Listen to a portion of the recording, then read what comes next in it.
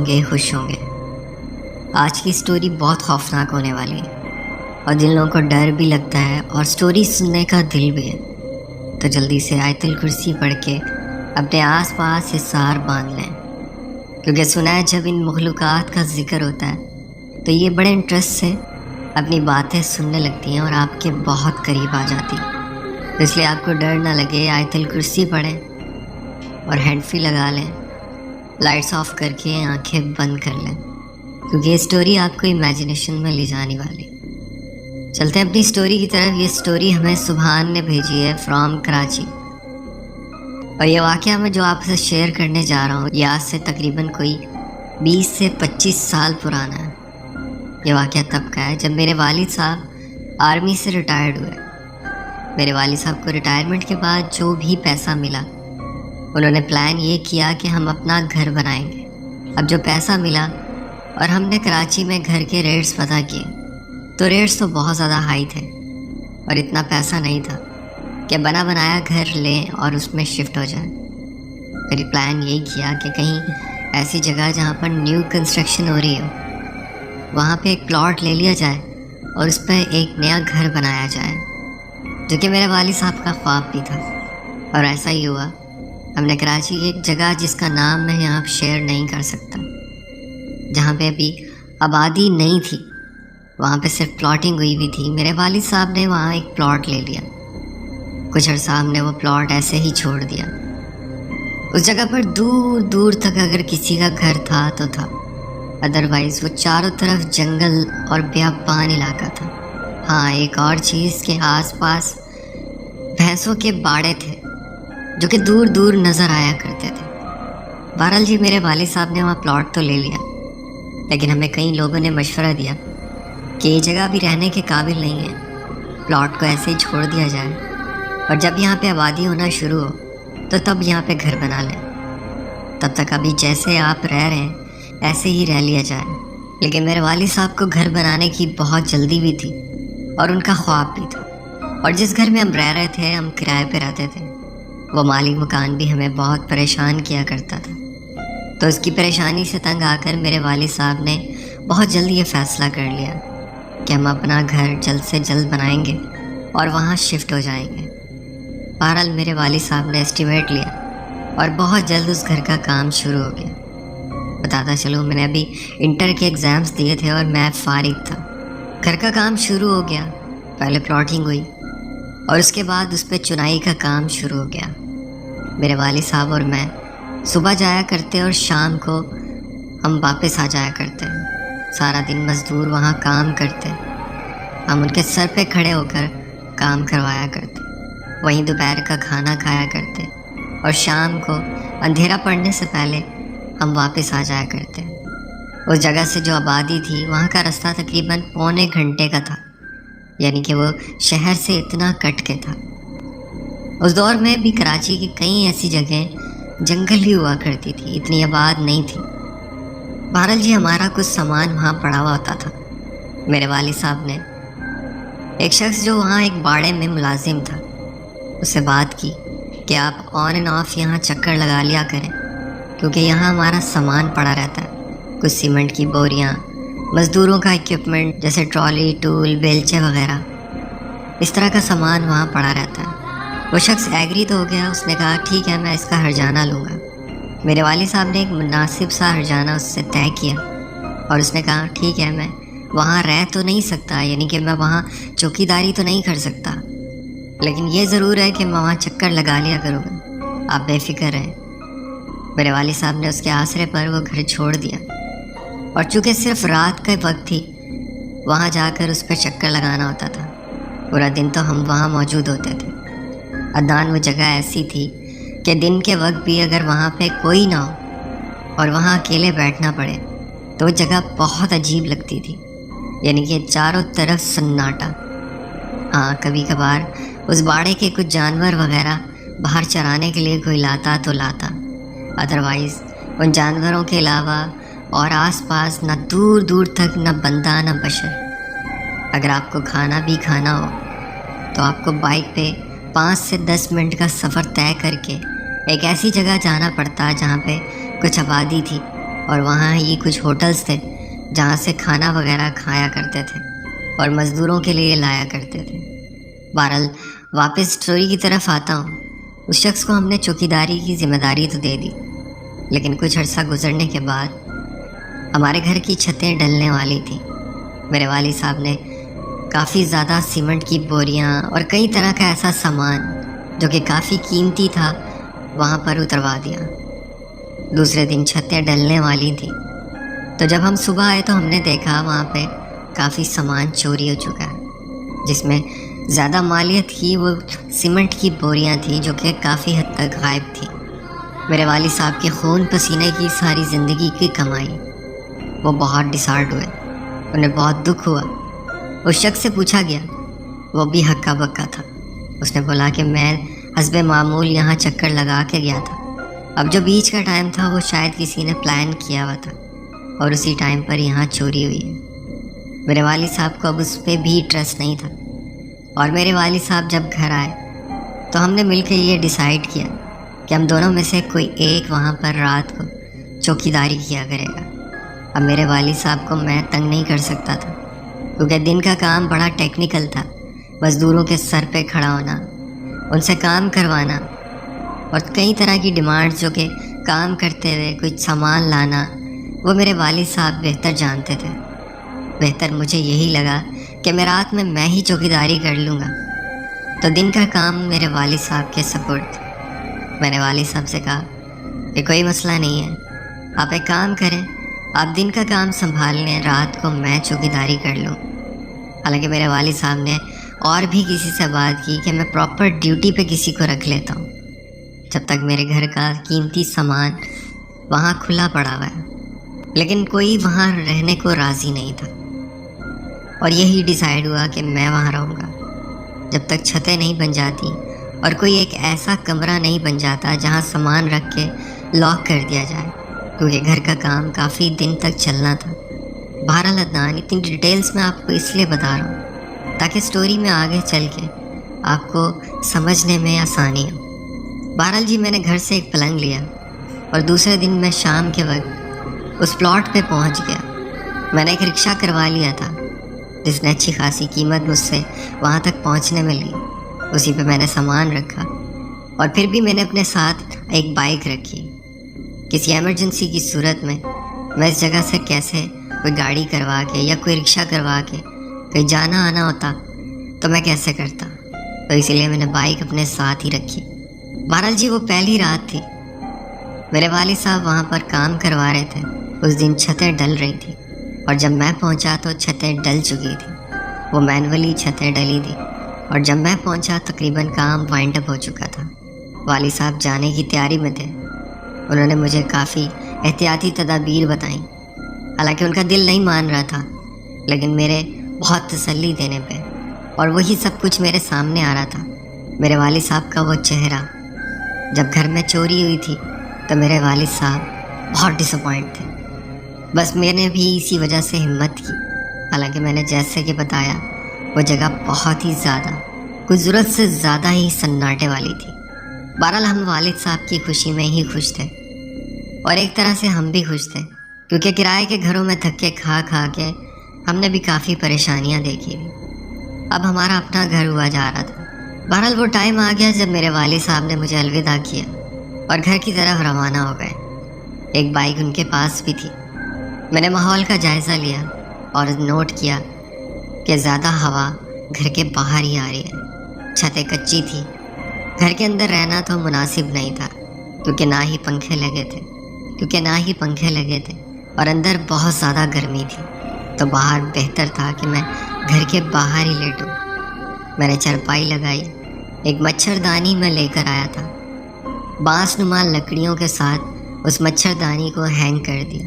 اب وہ ایک ڈولی نما چارپائی بن گئی تھی۔ میرے پاس اس دور میں نوکیا کا 1100 فون ہوا کرتا تھا، جس میں ایک سانپ کی گیم چلتی تھی، اگر آپ کو یاد ہو اور کسی نے کھیلی ہو۔ بہرحال اپنی پراپر سیٹنگ کرنے کے بعد میں اس چارپائی پر لیٹ گیا۔ اب آہستہ آہستہ اندھیرا ہونے لگا، ہوا اتنی پیاری چل رہی تھی کہ مجھے ہلکی ہلکی نیند آنے لگی۔ میں گیم کھیلنے لگا. جب تک مجھے پراپر نیند نہ آ جائے میں تب تک گیم میں مصروف رہوں. اب جو میں آپ کو بتانے چاہ رہا ہوں شاید آپ کے لسنرز میں سے کوئی اس بات پہ یقین نہ کرے. ہوا کچھ یوں کہ میں موبائل میں سنیکس والی گیم کھیل رہا تھا. اب میرے منہ پہ روشنی پڑ رہی تھی اور مجھے موبائل کی روشنی کی وجہ سے اس موبائل کے پیچھے کا منظر نظر نہیں آ رہا تھا. مجھے ایسا لگا جیسے کوئی میرے پاؤں کے پاس کھڑا. کافی دیر مجھے ایسا فیل ہوتا رہا پر نہ جانے کیوں میں نے وہاں دیکھنے کی ہمت ہی نہیں کی اور میرا ذہن ایکسیپٹ ہی نہیں کر رہا تھا.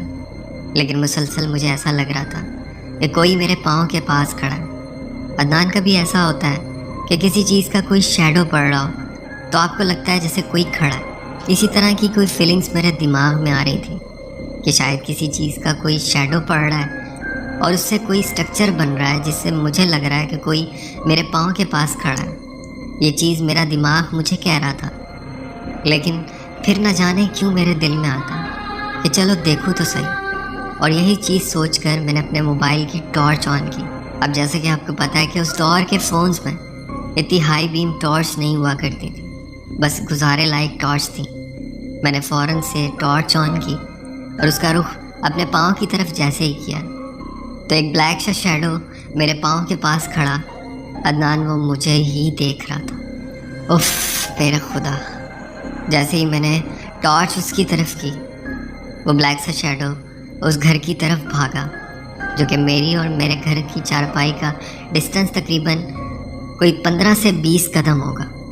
وہ بھاگتا بھاگتا میرے گھر کی دیوار کے پیچھے چلا گیا. عدنان میں اٹھ کر بیٹھ گیا. مجھے ایک عجیب سا بجلی نما جھٹکا لگا. یہ چیز میرا ذہن ایکسیپٹ نہیں کر رہا تھا.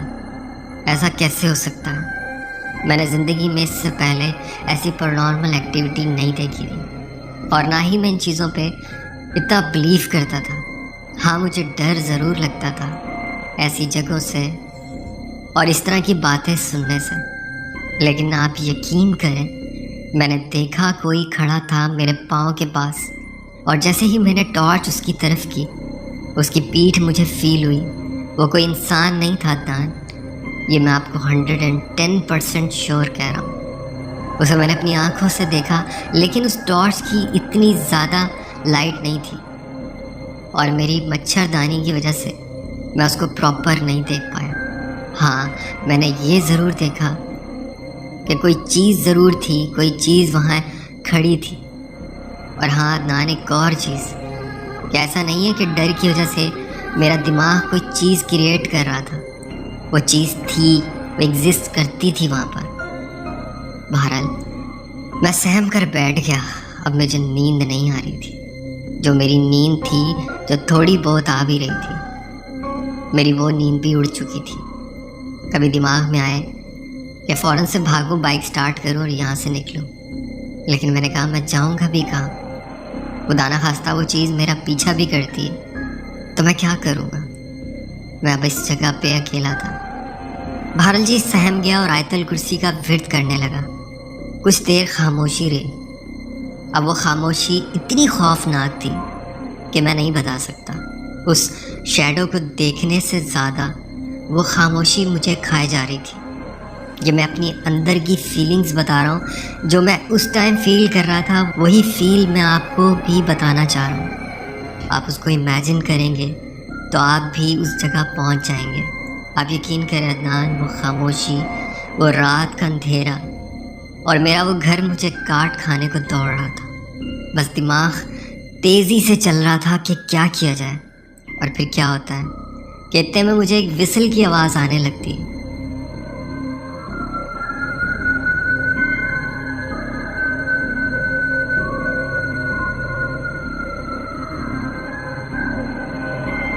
یہ کوئی وسل بجاتا ہوا میرے گھر کے پیچھے کی طرف سے ہوتا ہوا میرے چاروں طرف گھوم رہا ہے.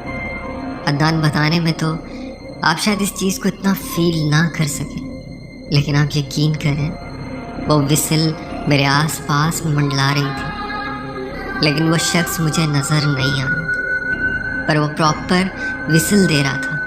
اچھا عدنان, ہم نے جو مین گیٹ تھا اس گیٹ کو ہم نے پراپر ابھی دیواروں کے ساتھ स्पेस नहीं किया था, यानी कि वो ऐसे ही हमने दीवार का सहारा देकर खड़ा किया हुआ था। वो लोहे का एक भारी सा गेट था जो कि हमने भी परचेज़ करके वहाँ ला कर रखा था। हमारा घर ओपन था, कोई भी जा सकता था, कोई भी आ सकता था। वो गेट दीवार के साथ रखा हुआ था। अब जब वो विसल की आवाज़ मुझे टॉर्चर कर रही थी, वो जो भी मखलूक थी, शायद वो ये चाह रही थी कि मैं उस जगह से कहीं भाग ना सकूं। अब वो विसल की आवाज़ मेरे चारों तरफ हवा चलने के साथ कभी मेरे कानों के बहुत करीब आ जाती और कभी मुझे दूर से वो विसल की आवाज़ सुनाई देती। लेकिन ये ज़रूर था, वो विसल की आवाज़ किसी शख्स की नहीं थी।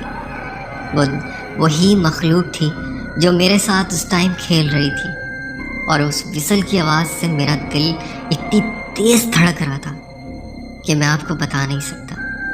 मैंने 2-3 दफ़ा एक बात का सोचा, फिर मैंने कहा जो होगा देखी जाएगी। जवानी थी, जवानी का खून था। हिम्मत करके एक ज़ोरदार हवा में आवाज़ दी कि अगर यहाँ कोई मौजूद है, अपनी मौजूदगी का एहसास मुझे दिलाओ। जहन ऐसा भी कह रहा था कि शायद कोई मुझसे खेल रहा है, कोई इंसान ही हो। वो चोरी की नीयत से आया और मुझे डरा कर भगाना चाह रहा हूँ। पर ये चीज़ मेरे दिमाग में 10% थी, 90% वही पैरानॉर्मल एक्टिविटी ही चल रही थी।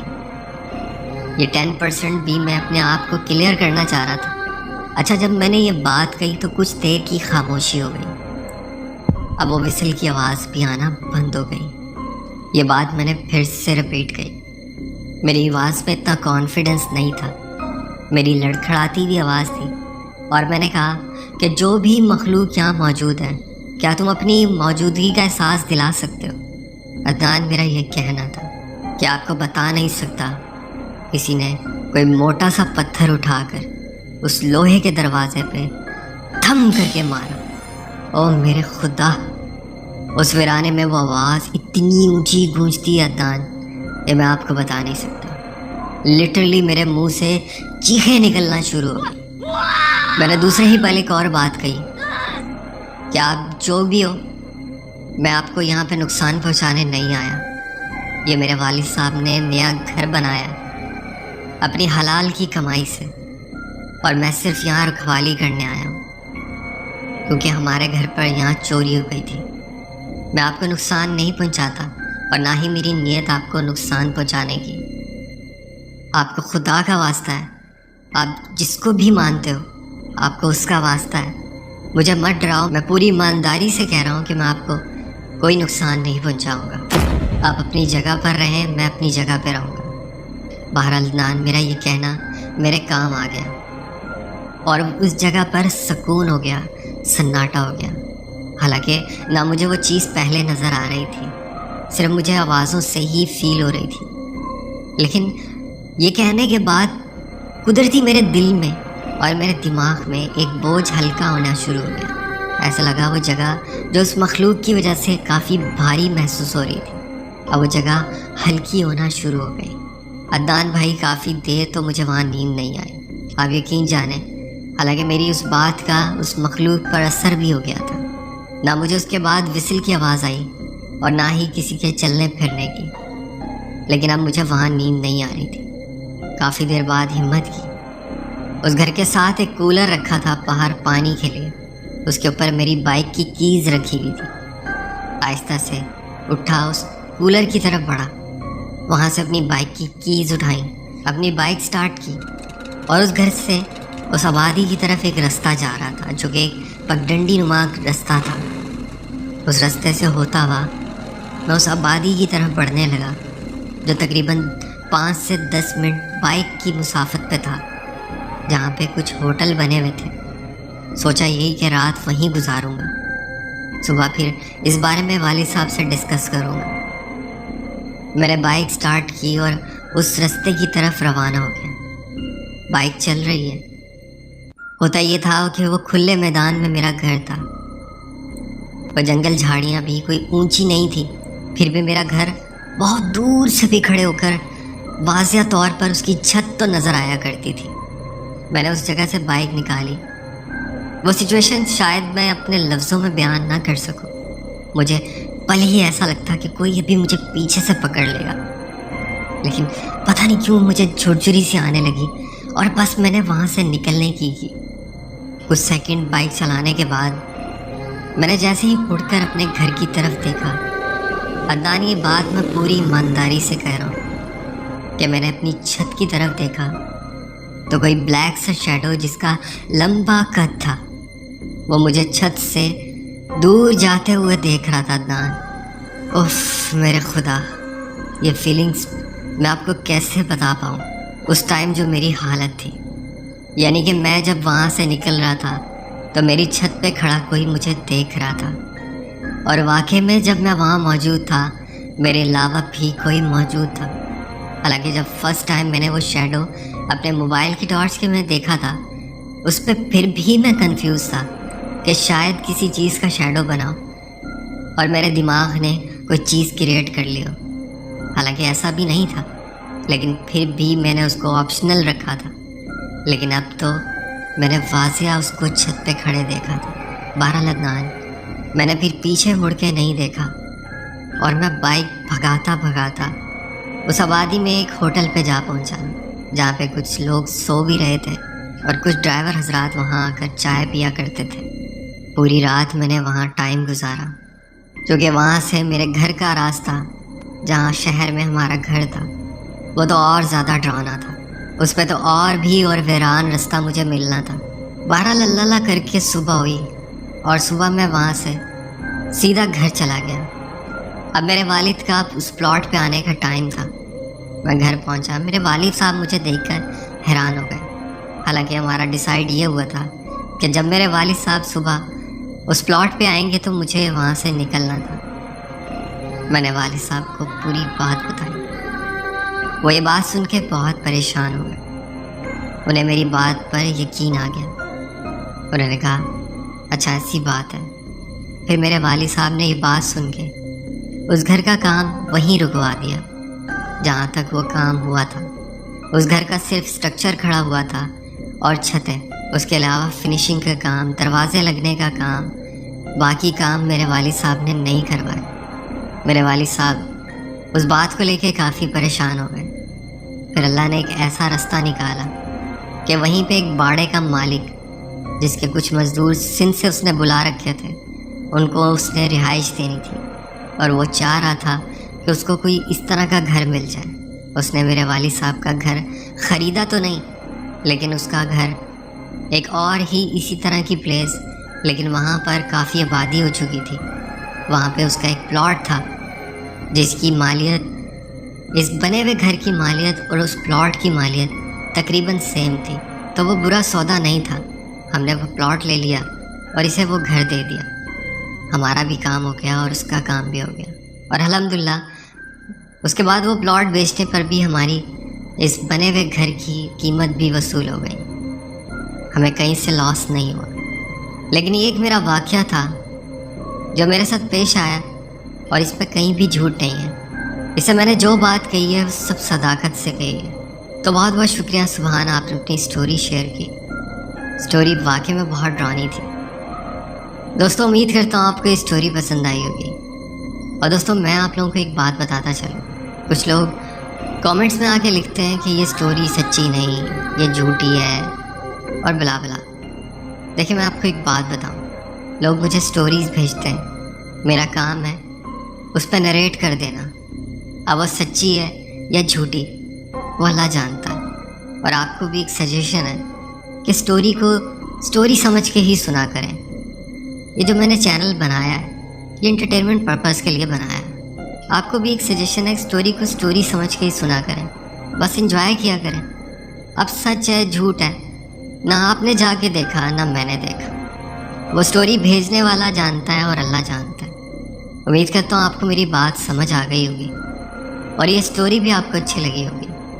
तो स्टोरी अच्छी लगी हो तो वीडियो को लाइक करना ना भूलिएगा, और अगर आप मेरे चैनल पे नए हैं तो चैनल को सब्सक्राइब लाजमी कर लीजिएगा।